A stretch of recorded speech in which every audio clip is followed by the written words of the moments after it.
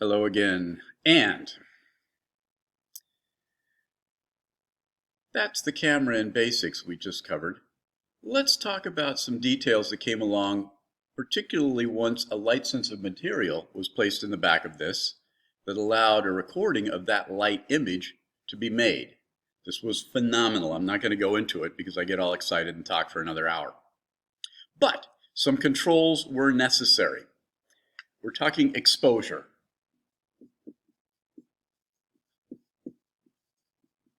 And there are four basic controls of exposure that you have to know about in order to understand what your camera is doing, even on automatic. But particularly if you're using manual, you must be responsible or take account for four elements. One is light. How much light we talking about? Sunny day, cloudy day, dark room. How much light we talking about? The other thing is, we don't want it to continue to come in through this lens. We want to be able to open it and close it. And for that, originally, they just put a lens cover on and watch their stopwatch. Stopwatch. We need to control the amount of time that light comes into the camera. And we got time, and that is the shutter. Shutter, open, close, pretty straightforward. Some kind of a door in between the world and the sensitive part. The other thing is we maybe want to make a little bit less light flow in at any given moment. It's like a tap on a water faucet. More light comes in, turn it down, less light comes in. It'll still fill up the cup, but with less light coming through the faucet, it will take longer to fill up the cup. With a bigger hole, more light will come in, but there's some issues around that I won't talk about right now.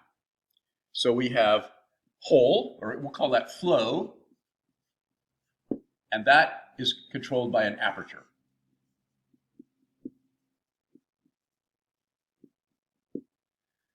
Aperture basically means hole. We have one in our eyes. We call it the iris, pupil.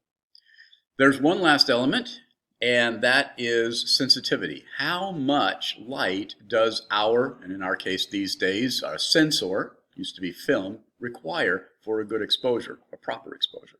So sensitivity.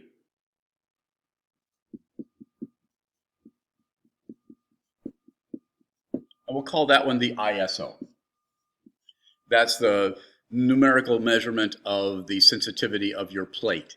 ISO, International Standards Organization. Back with the film days before 1980, it was called ASA, American Standards Association. It'll give you a number. And we need to balance all four of these things to make our exposure work. Some of them we can control, usually not so much the light, but depends. The amount of time, length, the amount of flow, how fast is the light coming through our aperture, and the amount of light that we need. Those four elements must be controlled, and they are yours to control, or at least consider.